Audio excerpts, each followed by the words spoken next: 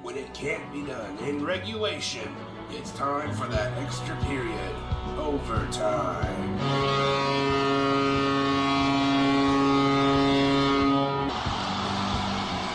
Overtime. And he forces overtime. Overtime in Chicago. We go to overtime. Here are your hosts, Daniel Harris and Alan Stout. All right, good to be back. Good to be back. Finally, we're probably going to get a little bit of routine of everything now. Finally. I know. It's been no more vacations, no more tests, no more anything. No more anything for like 2 weeks. Just getting into the swing of things. Into the swing of things. Yeah, not the thing of things. Welcome to Overtime with Dan and Alan. I am Dan, and my co-host here is Alan, and we haven't done a show together in like 2-3 weeks, something like that. Yeah, it's been a little bit of mix-max, and we finally back together. Finally back. Some vacations and classes and things like that kind of came up in the way. Some finals and stuff like that will always hinder trying to be on the radio when you're in college. But we are here today. We got a loaded show for you today. What do we got today, Alan? We got, I don't know how to show. We got quick hits, football, baseball, usual, you know. Mm-hmm. I just want to remind everybody that we do have a live chat going up again today. I know that was a huge hit last time, so make sure you get on live chat. It's on our Facebook page. The link is there. I also have a Facebook page at Overtime at Dan and Alan, a Twitter page at Overtime SAOE, and you can also call in if you'd like to, if you would like to discuss one of the topics we're talking about. Our sure, why not? 618-650-3027. Absolutely, and we will have a poll question up today as well. We'll get to that later, but first let's get into our quick hits. Start us off. Tiger Woods. He's back. He's back. Not kind of. May not be the best, but he's back. Maybe he's a purring kitten right now, more than a tiger. Not a raging tiger. Not a raging tiger, but he played at the Firestone Invitational. Yep, that's correct. And he finished 17 strokes back. So I mean that wasn't amazing, but he's at least playing, you know. So I mean, and he's going to play in the PGA Championship this weekend. Right. He's there already today. Yep. And hopefully we can see Tiger, you know, be Tiger. I don't think golf is as interesting unless Tiger's there, being the best golfer in the world. That's just me. Yeah, that definitely I agree with you there. Like, it kind of falls by the wayside if Tiger's not there, because Tiger has been the guy that's always winning, always the person you turn on the TV to watch. And when he wasn't there, you weren't watching golf all the time. No.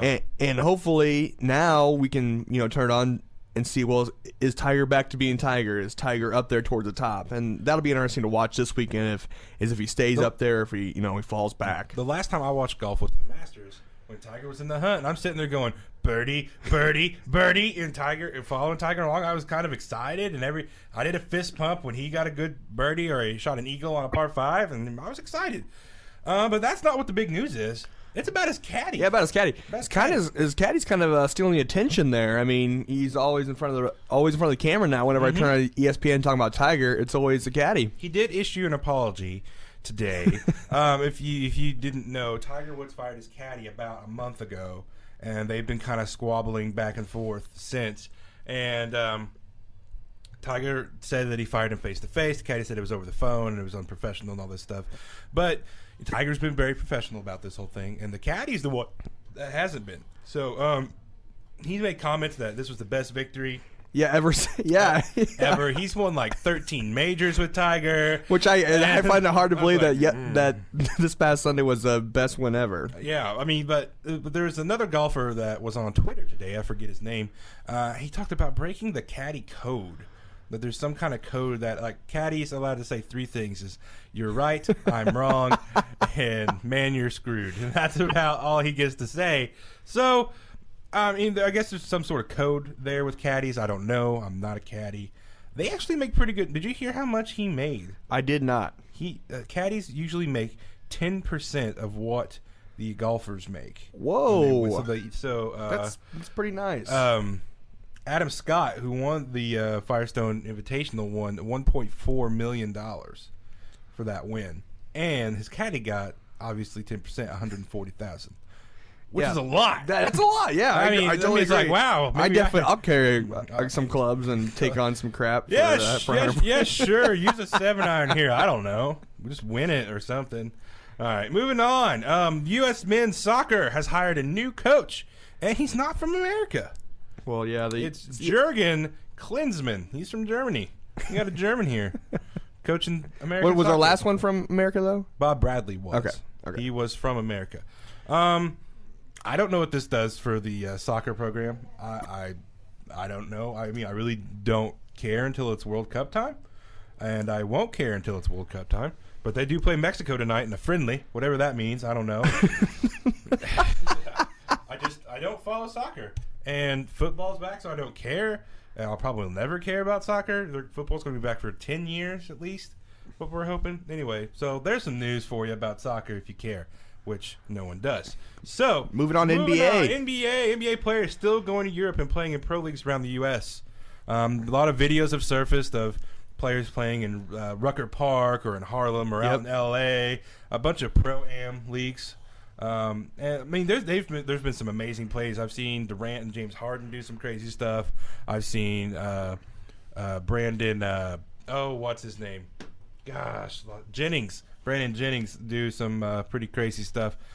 And it's nice to see some basketball like that. But I mean, no one's going to care until October. I was not really caring about Kevin Durant throwing 66 down at Rucker Park or whatever. I was like, okay, cool. I mean, it's cool he's out there with the fans and stuff. Yeah, and it's neat. That's a neat. But I'm like, atmosphere. ESPN made it like a 2-day event 2-day, news topic that he threw 66 down, and I wasn't really caring. But a couple players lately that have said that they were going notably has been Dwayne Wade. He said he will play basketball next year somewhere. One who hasn't, who said he's not, LeBron James. And LeBron said he interviewed after doing a bike ride for charity yesterday.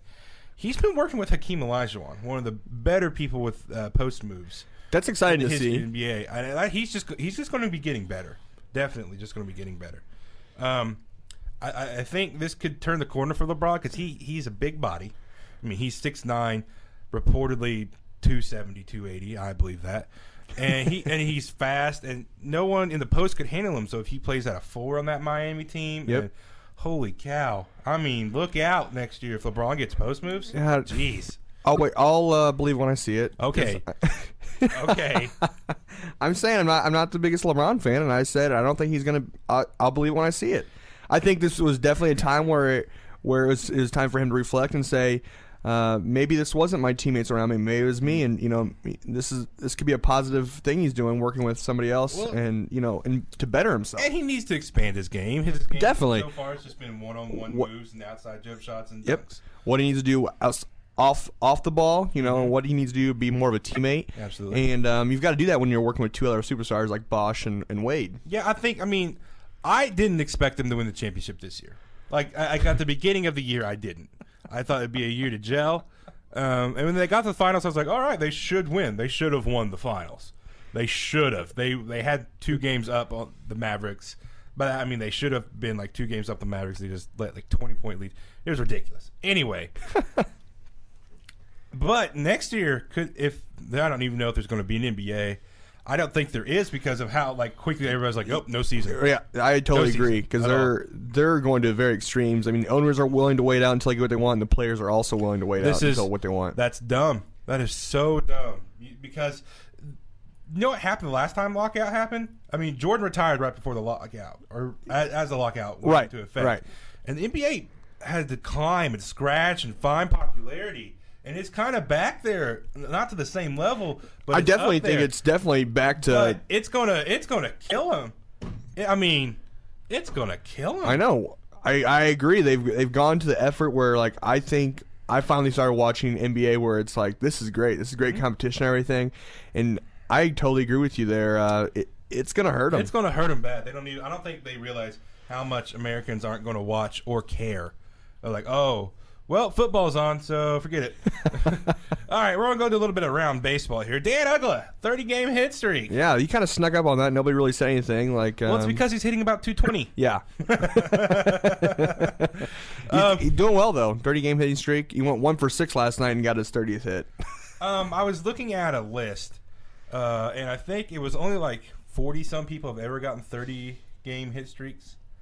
Other than Joe DiMaggio. Okay. And then it's only 17 have got 31, right? Or something like that. It's something like that. And then there's only been one other person that's made it to 40. Right. That was Pete Rose back in the 70s when he had the 44. But good job for Dan Ugla. I mean, he's not going to break the record. You heard it here first. He's over halfway there. Kudos. Way to be. Not going to break that record because you're Dan Ugla. Yeah, I don't think he's going to break that either. I think that's why we haven't heard very much media pump on it, because it's Dan Ugla and it's at 30 games. If he gets 35, then he'll get a little more attention. Right. And then he's just going to be Dan Ugla and strike out like 5 times in one game. When we get to 40, we'll start seeing everything on the front page. Oh wow, we got the countdown. 40. Exactly. That would be, and then we'll start seeing the 16-game countdown. Cliff Lee struck out 10, trying to make a case for the Cy Young. What do you think? Sounds pretty good to me. I still think it's probably Roy Halladay's to lose. Mm-hmm. Roy Halladay or dark horse Clayton Kershaw. Clayton Kershaw, ooh, pitching well. Wow, pitching well for the Dodgers. I agree. Leading the league in strikeouts, up there in ERA, but man, pitching well. The third move, the old fake go to first move ends the Yankee game last night. Yeah, I saw that. That's never worked in the history of ever. That's never worked until last night. That doesn't work in Little League. You see little pitchers do that, and you're like, why try? Why even do it? And I think that's why they do it is in the major leagues, because that's something little kids would do, and it works. It works. You see pitchers doing it all the time. You do, and you see the fake go to first and they go to third, and they're like, okay, that was pointless. He just wanted to reset. Right. That's all he wanted to do. But he actually picked off Curtis Granderson. How do you get? And Curtis Granderson is not like a bad base stealing. Not a slouch. Exactly. Man, that's a good move. But before that, I think another thing we should look at, another blown save from Mariano Rivera. Yeah, I think he's getting up there. He's 41, will be 42 in November. Getting up there. That's approaching old age. And there was a thing on SportsCenter today about how his cutter's not being as effective as it has been in the past, which is understandable. He's old. He's an old guy. I mean, you can't stay around forever unless you're Brett Favre. Yeah, see Brett Favre here. He is just. I liked Mariano. He's a good guy. He started out as a starter and was okay. He was an amazing setup man for John Wetland back in the mid-'90s when the Yankees were going on that run. And so, I don't know, who are they going to overpay for their closers? Who I'm looking for. I don't know what closers on the market next year. Neither do I. And you could overpay Heath Bell. I don't really see him being a Yankee though. No, I think the Padres are going to sign him. I know, I see that too, but Padres. Here's my thing with Heath Bell. The kind of little tangent here, as we're going to wrap up and go to a song real quick. Heath Bell, his arbitration or whatever is like $12 million. Mm-hmm. And the Padres' salary or whatever is $45. So he's the face of the franchise now and all that. Right. But you want Heath Bell to make $12 million? He's gonna be there for you. I don't think so. I don't think that's what you need. We're going to take a quick break. We'll be back in about 3 to 4 minutes. You're welcome to give us a call at 618-650-3027. And also don't hit us up on Twitter and Facebook. And we're Dan Allen. Welcome back. That was Ludo with Topeka. Really good song. I like that one quite a bit. But it's time to get into one of my favorite subjects. NFL football. Who's not excited? I don't know. Get out of my country if you're not. Because I love football. I'm excited. I like baseball better, but I'm excited. I'm going to watch preseason football between the Seahawks and Chargers tomorrow. Oh, my gosh. I'm going to have my fantasy draft. You're into football? You're into preseason football? I'm going to watch preseason football tomorrow. I am Get that out excited. of this. Get out of this room right now. I am that excited. Get out of here. I'm not really going. I have my fantasy draft tomorrow night around the same time as the game's on. Okay. Just so happens. So I'm gonna watch this game. I'm gonna draft my fantasy team. I'm gonna drink beer and I'm gonna have fun. I'm gonna have a lot of fun because football's back, folks. Anyway, you can tell Dan's excited. He sounds like a little kid over here. The preseason does start tomorrow night. We got 5 games on the docket. The only one we can see is Seahawks versus Chargers on ESPN.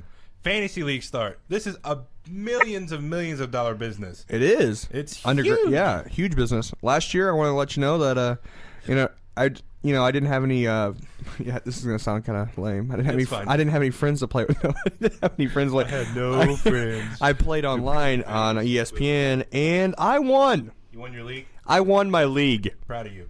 Yeah. Good job. Good job. Good. Testing on the mic there. Yeah. And Awesome. this year, I think I'm going to be in my real serious league this year. $20, 16 teams. We're still looking for another player if anyone wants to play. I've been doing fantasy football leagues for since probably I was in high school. Yeah, I used I used to do them in high school, I used to do basketball and baseball leagues a lot more, but I stopped doing those. I got really into fantasy football, and Mike Vick and Tim Tebow kind of saved my season a little bit last year. Mike Vick saved my season. Got my push in the playoffs. Finished second in the regular season and won the playoffs. So here is a question, Alan: how excited should we be that football's back? How excited should we be? Because I think we should be extremely excited. First of all, I don't really see any change. We didn't miss really anything. Just push back a few dates. No, here's what we're going to miss. Some players are going to get hurt, which has already happened. Okay. We're going to miss, we're not going to see real sharp games until maybe halfway through the season. Usually we'd see it about a quarter, but it's going to take a little bit longer because players have their practices cut in half. So players won't be in shape. This is true. So I'm excited. It'll be interesting. I don't think I ever lost any excitement because we didn't really. We didn't miss any actual games, is what I'm saying. So I'm just as excited as I was before that football's here. Well, maybe you should get more excited, like me. Be more excited because the Green Bay Packers are the defending NFL champs, and they're going to repeat. So everybody should know that right now. Watch I'm out, Packer fan here. I'm going to say, watch out, Atlanta Falcons. Okay, if any team you should say it'd be the dream team, the Eagles. No, I don't think it's going to be a dream team. Everybody thinks, they're going to win the Super Bowl, which I think is a very good team, but I don't think their defense. Okay, look at their defense alone. They picked up Nnamdi Asomugha. I know. Best corner in the league. I'm not down that. Just don't throw to him. I'm just not getting on the dream team bandwagon. They're going to have to throw to Dominique Rodgers-Cromartie, who's like in a top 10 corner. Do we know that Michael Vick's going to be as good as he was last year? I think that's your one question mark is at the quarterback position because you got Mike Vick and then you got Vince Young too. I'm going to say head cases. I don't think Mike Vick's not a head case. He's just two inconsistent football players. But you know what they have done? They win. That's what they do. Yeah, I totally agree with that. Did you know that there are 3 new rule changes? No, I actually read the log and I was like, "What are you talking about today, Dan?" The ball will be placed at the 35 instead of the 30, which means more touchbacks. The players they have people that just run down there and just blow things up when people create wedges when they try to return the football, right. And that leads to a lot of injuries. A lot of injuries happen on kickoff. So this is going to be a shorter kick, more touchbacks, get the ball to 20. That's still the same. Another change they've made to the kickoff returns, you only get a 5-yard run up instead of the usual 15. So they can't get that full head of steam just right there. Okay. So those are some safety rule changes. I'm just talking ball. I'm just talking right. Not changes. huge. Not huge. There's a lot of changes that had to go with practices, and there's only so many hitting days, no more two-a-days, stuff like that. There's a lot of things like that I'm not going to get into because there's I think 100 honestly of things. Another thing which actually won't slow the game down, but it's a good thing I think, is that they will review automatically every play that scores points by a booth official. Okay. Automatically. So every touchdown is going to be reviewed. They're not going to waste time. They're going to continue doing what they've been doing, but it's still going to get reviewed just in case. Okay. So every single every field goal, every touchdown. Oh wow. Which I don't think it's a bad thing. If a ref missed something and nobody wants to challenge it, and then they review it, go, oh hey. See, I don't like that. I don't like that though sometimes. We're talking about we're going to get on a tangent a little bit. We're talking about replays in baseball now. Absolutely, which I think is necessary. I'm kind of on the fence because you're taking out the human element. No, the human element's the strike zone. Okay. I think you have to leave the strike zone alone. Well, yeah, definitely. But any play that determines an out, it happened in the Cardinals game. Yes, I know. That should have been reviewed. They should have went, oh, he sure did catch the ball. Yeah. Not just home runs, but I think outs and plays at first should be reviewed. I understand there's a human element in that, but some of those plays at first are getting bad. I agree with those. And I'm saying about football. I don't know if we were reviewing every single play. No, just every play. I know that's what I mean, every single scoring play. Yeah. It's a guy up in a booth doing it by himself, and if he says something, if he sees something that's not right, then he can get the board down there. But they're just going to be like, all right, they scored. Let's set up for the extra point and then do that and then kick off. Okay. So it's not going to be any time added on to a game. Is all I'm saying. All right.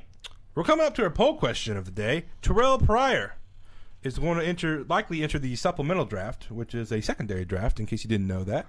Notable supplemental draft people have been Bernie Kosar and Chris Carter, the Hall of Fame receiver, formerly of the Eagles and the Vikings. He was a supplemental draft pick. So, a lot of talent out there. But Terrell Pryor, would you want him on your team if your team had no quarterback? I don't think so. No way. Absolutely not. I think it was okay. This is what I've been thinking about: Tim Tebow or Terrell Pryor. If they're in the same situation, which one would you take? Tim Tebow. Exactly. Not even close. Exactly. That's what I say. Just because and everybody's trying to compare him to Terrell Pryor because he's smaller and he's not going to make it in the league. But he can do it because. What are you talking about? Pryor. Pryor being small. Pryor's 6'6", like 230. Tebow's like 6. Have you seen Tim Tebow? He's a monster. But I'm saying. Okay, you're saying that comparing the two. Yes. Tim Tebow and Pryor, they both have the same kind of comparison. Yeah. Okay.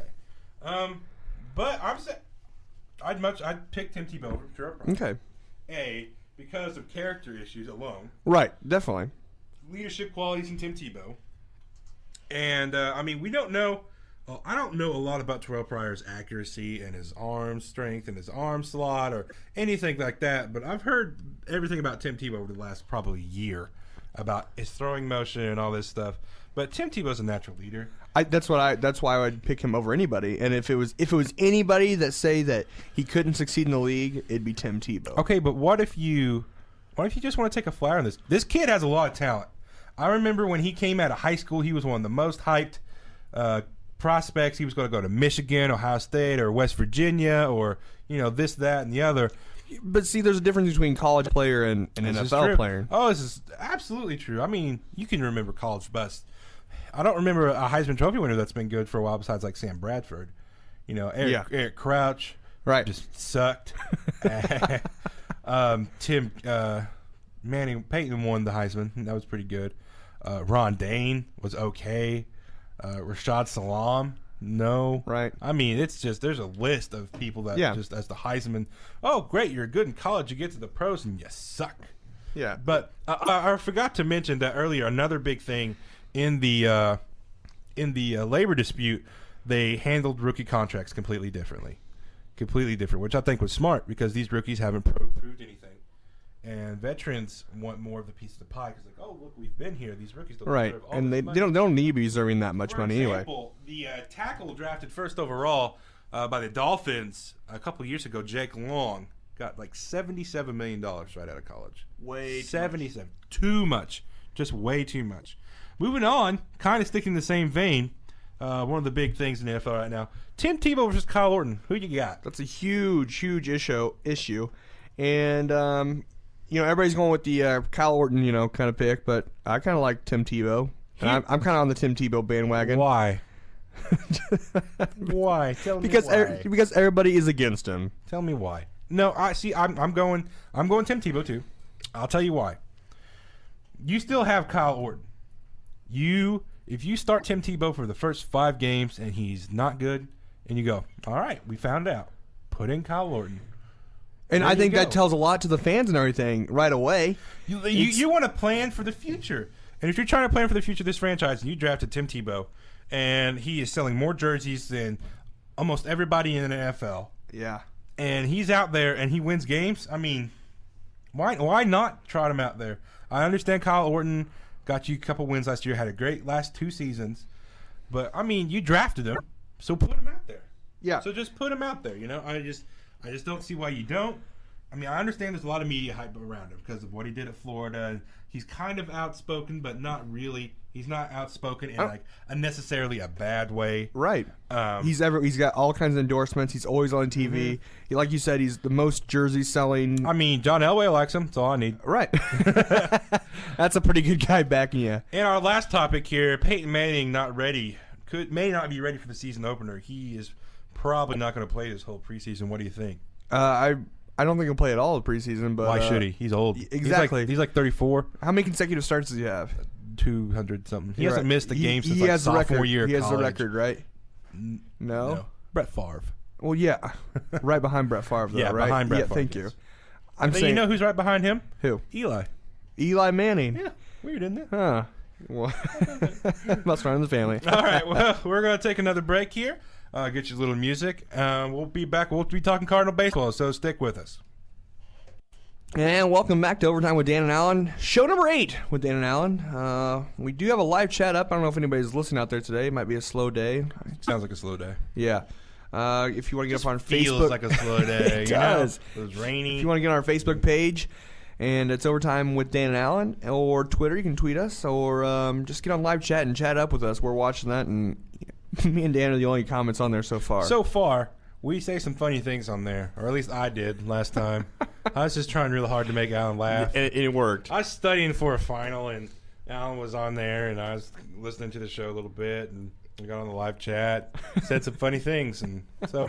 All right, jumping back into it, Cardinal baseball. Last night's game lost 5-3 in 10 innings to the Brewers. Tough to do. And the Cardinals are now 4 games out, and it's a scary thing to think that if we lose these next 2 games, we're going to be 6 games out of the Central Division. That's tough. That is going to be tough to make up. I don't know. I mean, you have to win these next 2 games. I think you have to, because if you don't, you're going to be so far behind. Yeah, I mean, you have to win. You have to win this series. It's so important. I mean, to win all the series now, the rest of the, I mean, the Brewers are playing so well at home. I mean, not on the road as much, but I mean, they're getting there. They're at home is outstanding, but I mean, we had our chances last night. How many times did Pujols come up and we had a chance to win the ball game or get us a big hit? Yeah, he was. I can't 0 for remember. 5. Yeah, he was. Yeah, I know he's 0 for 5. I don't know how 5. many players he left on the bases though. I don't know either, but it's just. And I think the Brewers have finally figured out the Cardinals. Maybe they're 78 for 332. That's only 235. Not hitting Not well. 30. I mean, and then if you go down to Pujols and Berkman, Pujols is 5 for 39 this year. Holiday's the only one doing good against the Brewers. Right. Out of the big 3. Right, and Berkman is 5 for 34. Here's the scary thing: we're not even getting beat by their superstars. Right, their lineup is 5 through 8. Lucroy Are killing us. That's not the lineup we should be worried about. We should be worried about Fielder and Braun and Hart. Yep. And Morgan with that speed. Yeah, I mean, we can look at some good things last night. Jackson was good. He was, 2 runs over 6 innings. That's not bad. Right. It's a quality start, is what it is. A lot of ground balls. Freeze is playing well. I think he went 2 for 4, 2 for 3, something like that last night. But that was the first bad outing by Dotel. It was just, and then Lynn got hurt. It was just a storm of bad things happening for the Cardinals last night. Yeah, so. and that really stinks for Lynn because Lynn was dealing last night. Oh, he had 4 Ks in the 5. Yeah, he faced 5 batters. He had 4 Ks. Yeah. And then he went out in that last one. He's He's going to go on the 15-day DL. I just don't think there's any way around it, and that sucks right now. That's not good for the Cardinals because he's been one of the rocks in their bullpen lately. Yeah, definitely. He's throwing heat up there, just gassing people, which I've been waiting for so long for our bullpen to have power arms, to have arms that throw upper 90s, that strike people out. And, we don't have to worry about our defense so much because our defense is atrocious for the most part. Right. But, I mean, if we can get strikeouts, that's just cake, I was getting excited there. Jackson was pitching good, and until that home run he gave to Hart. And, yeah. He was pitching ground balls. He had 7 straight outs, I think, or 8 straight outs to start the game. Yeah, start the game out, looking great. And the low pitch count. I was excited last night. I thought it was good that some of our other players contributed to getting runs last night, but to win this division, we need our big 3 to come through in big games. Right. And we got, and we'll get into more of that later. But last night just, it's a blow. But hopefully they come back tonight. They have to win these next 2 games. That's all there is to it. But we'll get into tonight's game in our last segment of the show. We're going to get into 2 weeks. It's been 2 weeks since the trades have come up. And how do they look right now? We got Jackson versus Rasmus. What do you got? The main cogs of the trade, if you will. Jackson's had 3 starts since he's been a Cardinal so far. The one in Milwaukee was a little sour. I mean, when he had 10 runs in 7 innings? Yeah, and he gave 4 or 5 home runs. Yeah. As for Rasmus, he's played 12 games as a Toronto Blue Jay, and he's gone 12 for 45 as a Blue Jay, which is .266. I mean, it's about what he's hitting here. There for a while, that those first games in Toronto, he went 3 for 16, and that was an awful start for him. It wasn't a good start. I'll give you that. But he's gone back up. I still love Colby, guys. I do. I'll admit that freely. I miss him. Even though we traded him out of the country. Yeah, we traded him. Can we keep him in the States? I mean, geez, Toronto. You can go see him when they play the. How mad do you think he was? He was like, "I'm going where? Toronto." Oh man, that's what Colby Rasmus did when he found out he was getting traded to Toronto. But I mean, there's no clear winner or loser yet. We won't know for a couple years, I think, because Jackson's probably gone after this season. I'm assuming. I would think so. I don't think we're gonna keep him around. No, I mean we got Wainwright coming back next year anyway. Yep. We already have contracts for Westbrook and Loesch and Carp and Garcia. So I mean, I'm definitely excited though for. I mean, I don't know how long Dotel will stay around, but Zepchinski. Zepchinski, yes, I am a big fan of Zep. Our bullpen has been helped tremendously. I mean, he is outstanding. The surprising part of this trade to me has been Corey Patterson. I told you, everybody was worried about Corey Patterson because I watched him play for the Cubs. I know, that's what I'm saying. Teams. And what happens when a Cub player comes to a Cardinal player? He does better. Yes, I know. Yes. But I'm just saying, he struck out a lot. He was kind of a liability in the field. Yep. I mean, he was fast. But he struck out a lot. He's you know how many times I saw him chase high pitches or high pitches over his head or low pitches in the dirt? Because it was too many. But I mean, I'm very pleasantly surprised. And let's look at our other trade now, though. Rafael Furcal, what a good pickup that's been. Yep, I mean he's a little old, but he's right there for the defense. And he's got good speed around the bases. Got an arm at shortstop. Yeah. When's the last time we had that? Renteria? Yeah, Renteria probably. Jeez. I mean, no offense to Eckstein or Terrio, but man, this guy's definitely a defensive stop right there. Throw. Yeah, looking good. So you think this means we'll see more Terrio at second? Yeah, and I think that Skip and Descalso will be a fill-in at second. Are they kind of on their way out? I thought Skip was going to be out this year. I thought he was going to be with the Rasmus deal, and he wasn't. I was really surprised. I was too, because I figured Skip would be right in there because we don't really need him. We have too many. Yeah, exactly. We have too many singles hitters on our bench. We have too many. And I think when Craig comes back, who's going? It's going to be interesting to see who's going because he's playing well in the minors now, and it's going to be what's going to happen is never mind. I guess Lynn's going to be out before then, but that's who I think. I mean, that'll be who Craig replaces. I think obvious for now, but I mean, Skip batting .285. He's doing pretty decent. I mean, Descalso has been clutch, and his defense has been good. Yeah, definitely clutch. And I think Terrio is just a one-year deal, I believe. He is? So I think so. Okay. But so I don't know what they're going to do. Tony is in love with Skip. And my roommate, well, because he's been his project player, has always made a good point about Skip. If you put Skip in another organization, he's not playing. I totally agree. He's not playing in the majors, maybe. You know? I mean, you put him somewhere else, and they're like, Why do we play this game? But you put him here, and they're like, "Oh, it's Skip, yeah, throw him at second." Everybody loves he Skip. played center. He could play somewhere else.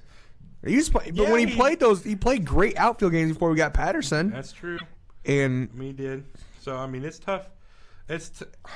I was just really shocked. I guess who would want really Skip? I don't know. I just figured that Skip would be in the deal. I thought that he would. I was like, yeah, Rasmus, Skip, and probably some crappy pitchers, which was Rasmus some crappy pitchers. So, yeah.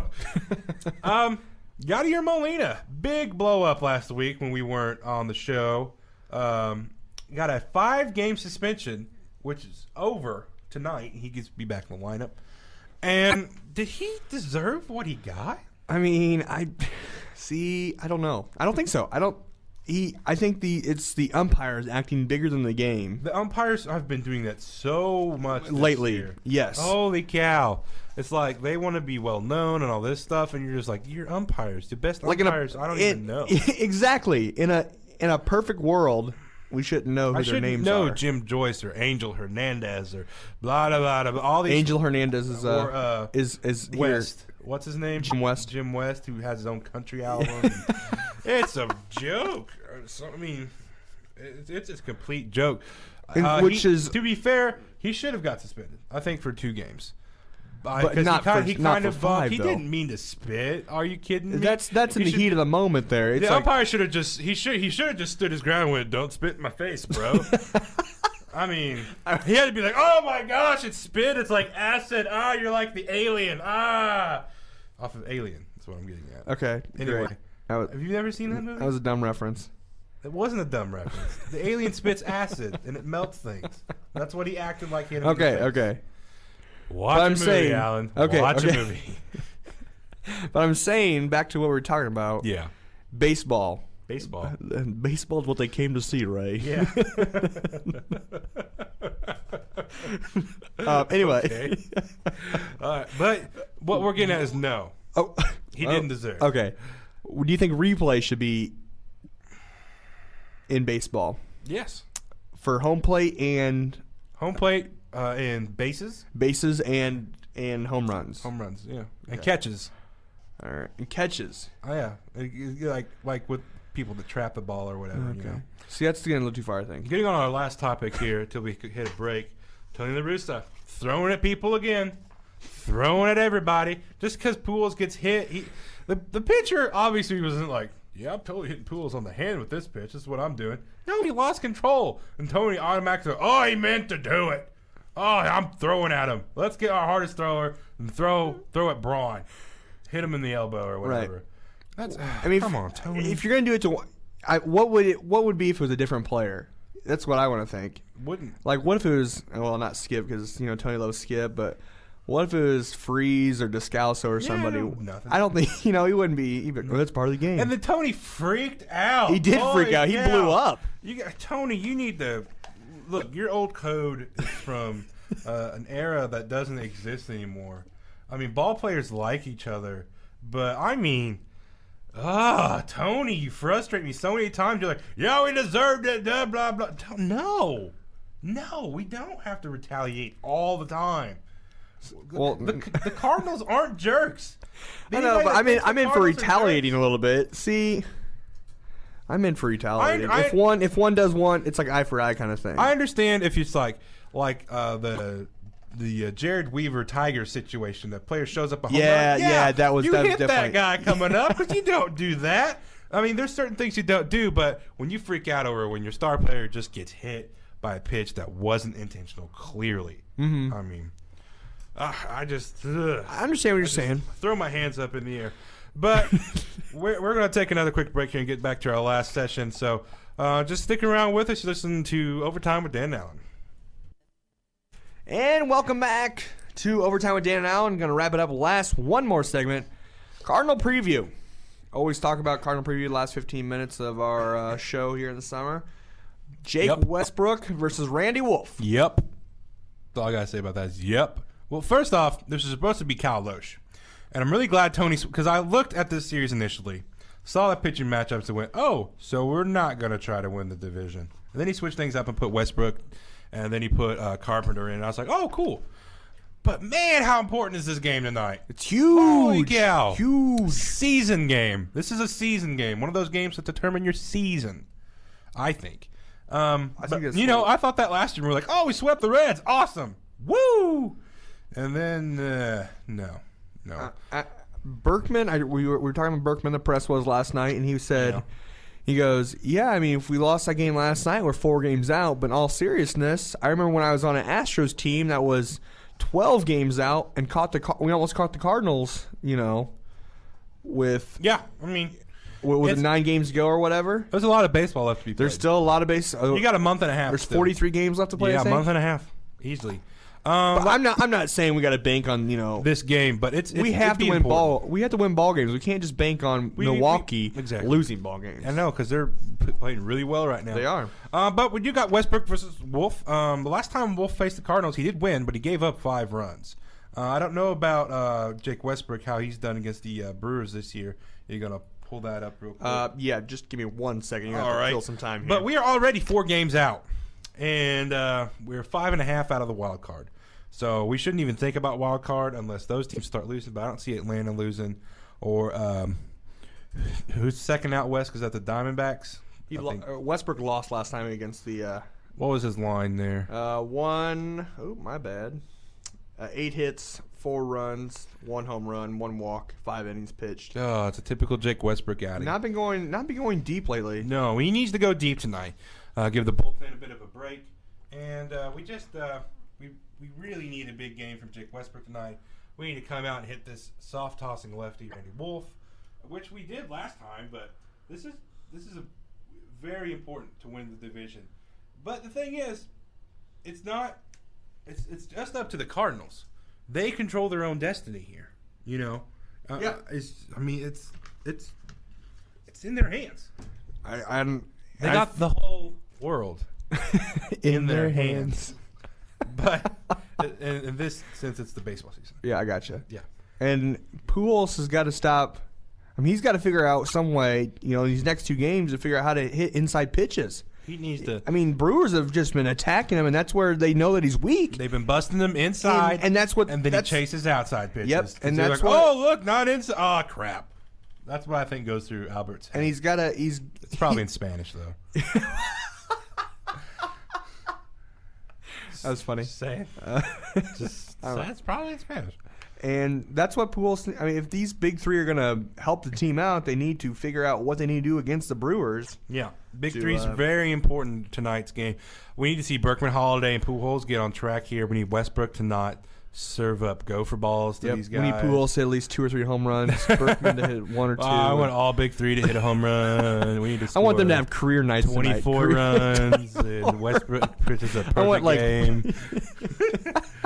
We're not asking a lot. In a perfect world, that's what we all want, right? Yeah, but here's another thing you look at. This is a 2-team race. Yeah, the Pirates have now fallen way out of control, and they're going to be lucky to finish above 500 now, which I'm really surprised. They went on that 10-game losing streak, and that's really hard to recover. It's hard to recover from. The Reds, they've all but dropped off the face. They're closer. The Reds are closer to the Cubs than they are to the Cardinals. Yeah, which I think's funny. I do too, because everybody had this huge hype about the Reds. They're like, oh, the Reds are going to win. I think Buster only had the Reds winning the division, and I was like, what? Yeah. But man, this series is I can't get over how huge this series is going to be for us tonight. We've had some success with Randy Wolf before, and like last time that he pitched against us, he did allow 5 runs. So I really think that we can come out with a good home crowd tonight. I hope if anybody goes to the game that they scream at the top of their lungs and just, There was a huge crowd last night. 40,000 people is only our 6th sellout of the season, but which amazes me. How do we not have sellouts? I don't know. That's what it really blows my mind that we've had only 6 sellouts. They said a stat at one of the Yankees Red Sox games that Boston has like 600 and some in a row consecutive, which I sellouts. can't find that true though. First it's a bigger area, it's a smaller stadium, okay, which I can say, but which is I keep thinking, oh yeah, we do have the best baseball fans, but man, they've sold out this year almost 700 games in a row. That's insane. But I was excited to hear the crowd last night. With any little base hit, the crowd would just erupt. Yeah. And I was excited. And there's a lot of Brewer fans there last night. I was actually surprised to hear that too, because when Braun would get a hit or Hart would get a hit, explode. How important do you think that it is that Molina comes back tonight? I think it's huge. He's been hot before. I've got the stat on him up there. He's been hot before he went out.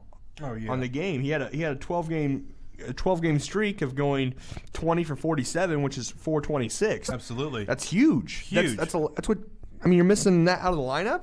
Yeah, that could be costly to win. Laird's been good and Cruz has been okay.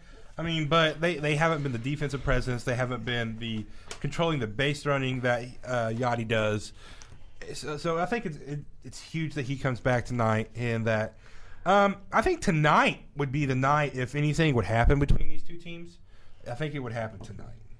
Are you talking about like a rivalry, kind of like like a maybe dispute, like a dispute, hitting people, all that stuff? I think because I kind of got that feeling. I love how like Hernandez is on this rotation for this series. The terrible Hernandez umpire. Angel Hernandez is not a good umpire. But I'm glad we got him out of the way, and he was at home plate last night, and not on game 3 or game 2. You know. Yeah, something important like game 2 in the middle of a season series. Yeah, that doesn't determine a whole. That call was a little bit ridiculous. I'm not for like a home talking about call. Skip last night. Oh man, I was listening. I was up at the press box. That cost us the game. It did cost us the game. That and Laird's pass ball. Yeah, Laird's pass ball. Which is that's why I'm excited to see Molina back in the lineup. Well, let's talk about what the Cardinals got to look ahead here. We got about 4 minutes left till we get into the Bernie breakdown, as I want to now call it. Bernie breakdown. Woo. Yeah. After the Brewers are in town, we have the Rockies coming in town, and then we go to the Pirates, and then I think we face the Brewers again. It's something like that. Like we face all NL Central, like here on out, like in the next 5 series, besides like the Rockies. Yeah, and so we have the Rockies this weekend, right? You said, yes. And then you think it's the Brewers again? It's the Pirates. The Pirates, okay. Pirates. Rockies and Pirates. Then I think it's the Brewers again, but I'm not. Don't quote me on that. I'm not 100% sure. I know about the first 2. I know about that, but. Now is the time to make up ground. Our schedule probably favors us over than the Brewers' schedule does because we face some teams that are under 500, and we're really good against Pittsburgh. We are really good against Pittsburgh because, well, usually they're terrible. But that's not the point. We're usually really good against Pittsburgh. But I think the Rockies, we've always had problems with Colorado. And Troy Tulowitzki has just gotten hot. And I don't know how. I always feel like there's one team each year we're going to have problems with, not in our division. And I think this year it's the Colorado Rockies. Yeah, they're always a problem. I mean, I think we've always been a handful. We got the schedule up now. We got the Rockies next, then the Pirates, then the Cubs, and at Pittsburgh as well. And then back home against the Dodgers, and then at home for the Pittsburgh Pirates, and then Milwaukee's not until the 30th, and we're back in back in Miller Park in the 30th of August. The Pirates we play twice in the next 5 series. So, I mean, we're playing the schlubs up there in Chicago. I mean, we've got a week. They've got 2 weeks. Cubs, Dodgers, and Pirates. That is a schedule that we need to pounce on. We need to just go like a 9-1 streak. We can't. We haven't done that. Our biggest win streak this year is 4. Is it 4 or 6? 4. 4? It is 4. That is 4 games. That is it. I don't know how we're in the position that we are. I can only imagine what it can be if injuries didn't strike us. Yeah. If Pujols wasn't out when he just got hot a little bit ago, or if Wainwright. I mean, if we had Wainwright. Man, I don't even want to think about it. It makes me sad. I miss Adam, but I mean, he's been projected for a September return possibly, or October. Yep. I think late September, October. I forgot to mention this in baseball news earlier as we were kind of wrapped up the Cardinal stuff. Steven Strasburg pitched his first game. Coming off of and he's Tommy not John. He's not letting down either. It shows 31 pitches, 25 strikes. Struck out 4 in 2 innings. Yep. Gave up a home run, but he's just throwing heat. Right. And if you're going to get connected with that kind of fastball, but he's throwing 98, 99 right now. That's first pretty start. Exciting. He was throwing 95 in bullpen sessions. In case you don't know, when pitchers do bullpen sessions, they're not getting amped up. They're not throwing real hard. I mean, they may be trying hard, but they're not. It's not the same as being in a game situation. But he was still throwing he is throwing straight gas. I would be so scared to be in a batter's box with that man pitching. I'd sit there and just go, please, please, I'm not even going to swing, because his curveball is just insane. But now, I don't care where you are. You could be at your job, in your cubicle. You could be in your car. You can be listening at home. I just want you to lean back, let your arms go to the side like jelly. And do the burn. Do the burn. Alan, what do we have on the show today? What did we talk about today? We talked a little bit about Tiger Woods coming back to golf, and not up to par as what we're usually used to seeing. I also talked about NBA players going to Europe possibly. Dan Ugla has a 30-game hitting streak, quietly getting up there to the breaking the record. Actually, he's still 26 away, so we'll see if he gets up there to 56. Football's back. Talk a lot about football. Football. Poll question on Facebook. Terrell Pryor, would you draft him on your team if you didn't have a QB? Do we have an answer to that? I think I'm the only one that voted today, Dan. So it's a no. It's a no. It's a slow day here, but hopefully some of you guys download this on iTunes and get on the yeah. Also talk about Tim Tebow and Kyle Orton. We talked a little bit about the media hype and which one we choose. Dan and I both agreed on Tim Tebow. Manning also not starting for the whole season, or starting in the season, maybe, possibly, not in the preseason. My bad. Woo! Yeah, not in the preseason. He's on the physically unable to perform list because of his recent neck surgery, which he's had the last 2 years. I assume that's just from looking around the whole time trying to decide what play to do. I don't really know. But also talking about the Brewers game last night. Cardinals lost 5-3 in a close game in 10 innings. Pujols is 5 for 39 against the Brewers this season. We talked about this season as a must-win season, a must-win series. I think it's a must-win season. I'll go with that. Definitely, it's a must-win season. Talked about the little bit of trade, Jackson Rasmus, and also the pickup on for call. Talked about how Molina is back in today's lineup, and TRL and his managing techniques. Tonight's pitching matchup is Jake Westbrook versus Randy Wolf, and it's a game that me and Dan both agreed that the Cardinals have to win in order for the Cardinals to get a win in the division. They have to win the series. Very important game. But we want to thank you guys for listening to us today. We will be back next week at 4 o'clock on Wednesday. We will be switching up our schedule when it gets closer a little bit more to September. We'll let you guys know that. Mm-hmm. We'll be switching up because we'll be in classes in